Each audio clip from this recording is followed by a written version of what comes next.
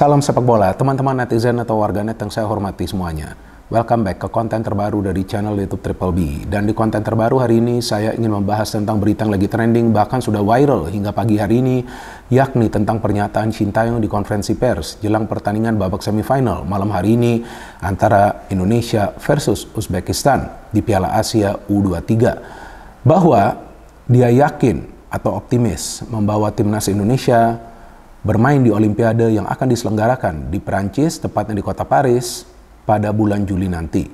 Sebetulnya saya ingin membuat konten ini semalam, tetapi kemarin saya sangat sibuk ya teman-teman. Maka itu baru pagi hari ini pukul 9 waktu Indonesia Barat, artinya H-12 jelang kick-off pertandingan babak semifinal nanti, saya bisa membuat konten ini.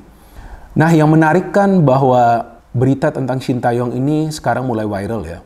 Karena di konferensi pers tersebut, Sintayong mengatakan bahwa dia yakin atau optimis membawa skuad Garuda Muda bermain di Olimpiade. Dan dia juga memohon maaf bahwa sebelumnya dia tidak mengetahui tentang partisipasi timnas Indonesia di ajang Olimpiade. Dan dia baru saja tahu bahwa terakhir kali timnas Indonesia bermain di Olimpiade adalah 68 tahun yang lalu, yang pada saat itu Olimpiade diselenggarakan di Melbourne, Australia. Dan dia juga mengatakan bahwa inilah momen terbaik bagi timnas Indonesia untuk kembali bermain di ajang Olimpiade. Nah, mungkin bagi teman-teman yang tidak mengikuti ya track record dari Sintayong atau juga jarang membaca berita tentang pernyataan-pernyataan Sintayong, mungkin juga menilai bahwa Sintayong adalah pelatih yang sombong. Nah, jika teman-teman berpikir seperti itu atau menilai Sintayong adalah pelatih yang sombong, berarti kalian keliru. Karena pelatih ini bukannya sombong. Kalau menurut saya pelatih ini bukan sombong, tetapi dia percaya diri. Jika teman-teman tidak percaya, baca saja ya berita-berita tentang Sintayong. Kalian kan bisa search ya di internet. Kalian kan bisa telusuri ya berita tentang Sintayong. Saya masih ingat ketika dia mengatakan sebelum Piala Asia Senior bahwa dia optimis timnas Indonesia bisa lolos dari fase grup. Padahal Indonesia berada di grup neraka kan. Gak gampang lah bagi Indonesia untuk lolos. First match-nya saja sudah kalah lawan Irak kan. Saya sendiri gak yakin karena kalahnya juga dengan selisih 2 gol gitu kan. Lawan Irak ya di pertandingan pertama. Ternyata bisa menang lawan Vietnam. Kemudian kalah lawan Jepang tapi permainan gak buruk sama sekali. Bahkan pelatih Jepang memujilah permainan dari Indonesia. Dan akhirnya Indonesia bisa lolos dari fase grup. Walaupun kemudian dibantai Australia.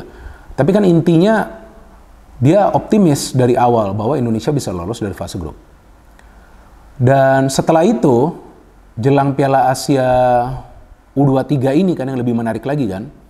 Ketika kita tahu sebelumnya sudah ada target kan yang ditetapkan oleh PSSI bahwa Sintayong perlu membawa timnas Indonesia U23 lolos dari fase grup, baru kemudian kontraknya akan diperpanjang. Bahkan saya sendiri mengatakan bahwa ini seharusnya targetnya nggak perlu juga dikasih untuk Piala Asia U23 ini, karena kan Piala Asia U23 kan bukan merupakan ajang yang termasuk dalam kalender FIFA ya, tapi ya memang itulah yang diinginkan PSSI. Dan ternyata Sintayong mengatakan bahwa dia yakin bisa membawa timnas Indonesia lolos sampai ke babak semifinal. Artinya kalau sudah ke babak semifinal kan sekarang kan tinggal selangkah lagi lolos ke Olimpiade. Sebelum dia melatih timnas Indonesia, kan kita tahu dia melatih timnas Korea senior dan juga timnas Korea U23. Yang dia bawa timnas Korea U23 itu lolos ke final kan pada tahun 2016. Yang pada saat itu juga Piala Asia U23 diselenggarakan di negara yang sama, yakni Qatar, walaupun kemudian di final kalah lawan Jepang. Dan yang menarik di konferensi pers tersebut, dia juga mengatakan bahwa sebelumnya dia sudah tahu bahwa Indonesia akan ketemu antara Korsel ataupun Jepang, tapi dia tetap optimis Indonesia bisa lolos. Ngeri gak nih? Nah, artinya ini memang pelatih yang sekarang sudah tahu dengan kemampuan para pemain yang berada di dalam skuad. Dan juga dia kan sudah pernah membawa timnas Indonesia senior lolos ke final Piala AFF, ya kan, dengan skuad yang muda. Kemudian di SEA Games mendapatkan medali perunggu ya, jika saya tidak salah ya, mengalahkan Malaysia pada saat itu melalui adu penalti. Yang saya ingat Asnawi ya, jika saya tidak salah, atau miss penalti ya. Sudah lupa, sudah lama juga kan. Terus, nah ini artinya dia sudah punya track record. Kemudian membawa timnas Indonesia U23 lolos ke final Piala AFF U23 dengan Skuad yang tidak lengkap, bahkan jumlah pemain di bangku cadangan saja sedikit kan pada saat itu di pertandingan final lawan Vietnam. Wasitnya juga agak benar kan pada saat itu. Tapi kan dia bisa membawa timnas Indonesia itu ke final 2 kali. Artinya ini adalah momen bagi Sintayong untuk kembali membawa timnas Indonesia ke final. Bisa saja ini terjadi loh teman-teman. Dan bukan berarti Sintayong ini sombong, enggak. Tetapi dia percaya diri dan optimisme dialah yang menular kepada para pemain. Jadi para pemain juga tampil di setiap match itu dengan level of confidence yang memang diperlukan. Karena di sebuah pertandingan sepak bola, para pemain itu harus yakin dulu bahwa mereka bisa menang. Bahwasannya nanti mereka gagal meraih kemenangan itu hal yang berbeda. Itu adalah bukan hal yang primer. Artinya hal yang pertama itu yang harus mereka pahami adalah ketika mereka turun ke lapangan, mindset mereka harus optimis, harus mindset yang memang positif. Jadi jangan yang negatif, jangan sudah takut duluan. Kan itu yang Sintayong katakan, dan Sintayong mengatakan itu menurut saya sesuai dengan fakta, karena kita tahu masalah dari para pemain kita selama ini adalah dari mentalitas. Tapi kan sekarang kita lihat mereka tidak takut lawannya, mau Australia, mau Yordania, mau Qatar, kemudian Korsel, kan turun ke lapangan tuh mindsetnya sudah positif. Jadi memang ketika kita berpikir positif teman-teman, maka hal-hal positif lah yang akan terjadi. Ya kalau kita berpikir negatif, kita ngomongnya negatif terus, kita memberikan narasi-narasi yang negatif di sosial media, ya itu kan justru bisa saja mengganggu, ya kan, mengganggu persiapan dari timnas. Sekarang kan zamannya sosial media, betul kan? Jadi itulah yang selalu saya katakan, janganlah membangun narasi-narasi yang negatif. Ini sudah saya katakan selama 2 atau 3 tahun terakhir, selalu saya mengatakan, janganlah menghujat atau menghina para pemain dari timnas Indonesia.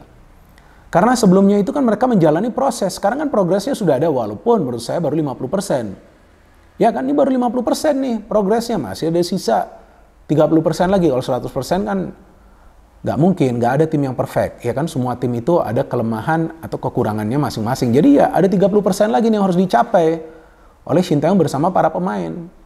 Nah tapi kan yang menarik ketika dia juga menjelaskan tentang kekuatan dari Uzbekistan lawan malam hari ini. Ya kan?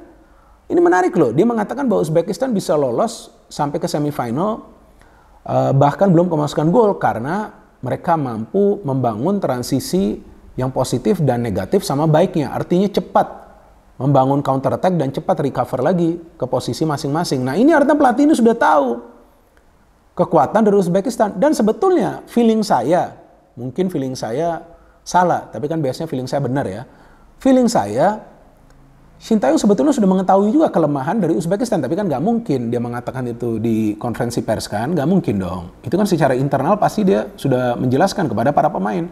Ini loh kelemahannya dari para pemain Uzbekistan, apalagi kan sebelumnya sudah pernah ketemu kan di Piala Asia U20 yang pada saat itu Uzbekistan adalah tuan rumah, tapi Indonesia mampu menahan dengan skor imbang. Bahkan Sintayong juga di salah satu konferensi pers sebelumnya mengatakan bahwa dia sudah lama mengenal para pemain yang sekarang berada di dalam skuad, mayoritas para pemain ya. Kan sudah kurang lebih 4 tahun dia bersama para pemain ini. Dan sebelumnya mereka juga merupakan bagian dari Timnas Indonesia U20. Artinya dia sudah tahu dengan karakter para pemain kita. Jadi dia yakin dengan kemampuan dari para pemain. Artinya ketika pelatih yakin, para pemain juga harus yakin dengan kemampuan mereka. Jangan khawatir, apalagi takut di atas lapangan. Dan menurut saya teman-teman, perbedaan dari permainan Indonesia di Piala Asia U23 kali ini adalah dari segi kolektivitas mereka. Coba teman-teman lihat deh. Saya tidak melihat bahwa ada pemain kita yang egois. Pokoknya mereka mementingkan membagi bola dulu. Bagi dulu itu bola, ya kan, cari rekan yang free. Tapi kalau memang tidak ada rekan yang free, dalam situasi deadlock atau dalam situasi terjepit, baru mereka akan melepaskan shooting. Tapi kalau menurut saya lebih baik nanti di pertandingan semifinal malam hari ini jangan juga bernafsu untuk menciptakan gol itu dari dalam kotak penalti, tapi boleh juga coba shooting dari luar kotak penalti. Karena pertahanan dari Uzbekistan ini kan tergolong bagus ya, bukan karena mereka belum kemasukan gol juga, tapi tim-tim lawan sulit untuk menciptakan peluang ke arah gawang mereka. Dan penjaga gawang mereka kalau nggak salah nih gabung ke klub di Eropa, Benfica loh, Kokubo ya kalau nggak salah namanya. Ini kiper yang bagus juga.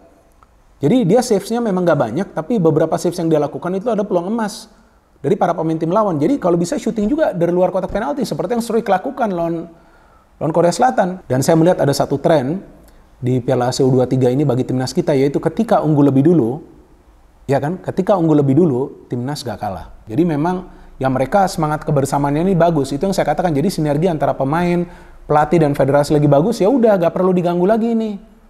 Ya kan situasi yang sudah kondusif, buat apa juga kita ganggu. Kita fokus dalam menyupport Timnas Indonesia atau skuad Garuda U23 yang akan berjuang malam hari ini teman-teman. Dan seperti yang selalu saya jelaskan, kita optimis boleh, tapi kita tidak boleh sombong. Karena ini baru permulaan bagi Indonesia. Dan jangan lupa, mayoritas pemain-pemain yang berada di skuad Garuda U23 ini juga bermain bagi Timnas Senior. Artinya setelah ini, mereka tentu akan bisa gabung ke Timnas Senior dan juga nanti membela Timnas Indonesia Senior untuk bisa lolos ke round 3 dari babak kualifikasi Piala Dunia tahun 2026. Dan juga jangan lupa satu hal lagi teman-teman, bahwa Indonesia juga seandainya, tentu kita inginnya Indonesia lolos ke final. Ya kan, kalau untuk menjadi juara atau tidak juara itu nanti kita pikirkan. Ya kan, lawannya juga kita belum tahu kan tim mana nanti. Tapi seandainya Indonesia tidak lolos ke babak final, Indonesia masih bisa lolos ke Olimpiade karena nanti akan ada playoff. Yang saya lihat nih timnya asal Afrika ya, Gini. Jadi Indonesia masih punya peluang. Nah ini semua kan berkat proses yang dijalankan oleh Sintayong selama bertahun-tahun. Pada saat proses tersebut, kan banyak di antara teman-teman yang protes. Saya kan tidak pernah. Coba teman-teman lihat konten dari channel YouTube Triple B. Saya selalu percaya dengan proses yang dijalankan oleh Sintayong bersama para pemain. Karena dia ingin membangun fondasi. Dan sekarang kan kita lihat fondasinya ini sudah ada. Apa sih fondasinya? Fondasinya adalah pemain-pemain muda yang berenergi. Jadi jika teman-teman sekarang sudah mulai sering menonton pertandingan-pertandingan dari Timnas Indonesia, ya lihatlah permainan mereka tuh mirip seperti klub-klub Eropa atau tim-tim Eropa lainnya di dunia. Ya. Karena bermain dengan tempo tinggi. Kalau klub, ya kalian bisa melihat Arsenal dan City, nah ya itu mainnya juga dengan high tempo. Nah sama sekarang seperti Timnas Indonesia, terutama skuad Garuda U23 ini. Ya kan, kalau Timnas Prancis, Anda lihat mainnya high tempo, ini juga sama, begitu high tempo. Awalnya Sintayong bermain pragmatis karena chemistry belum terbentuk di antara para pemain. Sekarang kita lihat chemistry sudah bagus. Ya, kenapa nggak bermain terbuka gitu? Apalagi kita tahu sekarang di starting lineup Sintayong kan jarang sekali melakukan perubahan kan, kecuali diperlukan. Ya dong. Tapi hebat juga loh, Nathan itu bisa digeser ke tengah dari pertahanan. Itu kan di luar dugaan kita semua. Artinya, ya ini memang adalah pelatih kelas dunia, bukan pelatih kaleng-kalengan. Jadi kita rapatkan barisan ya untuk menonton pertandingan nanti malam. Dan juga kita memberikan narasi-narasi yang positif di sosial media. Dan kita tetap support, apapun hasilnya. Ya, ingat ya dan catat, apapun hasilnya, kita perlu support para pemain dari Timnas Indonesia U23 yang telah berjuang habis-habisan di atas lapangan dan jika perlu mereka berkeringat darah. No hate, no politics, only football. Salam sepak bola.